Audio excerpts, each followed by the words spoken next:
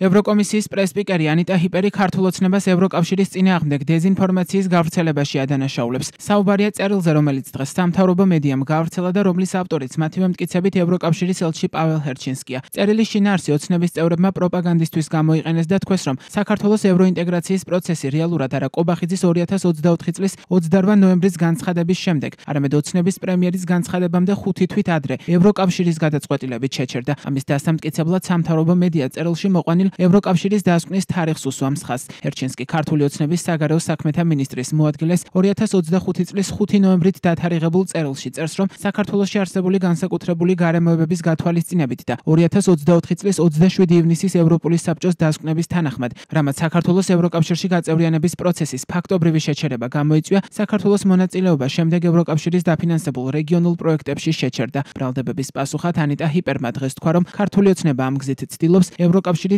დეზინფორმაციის კამპანიისთვის გამოიყენოს.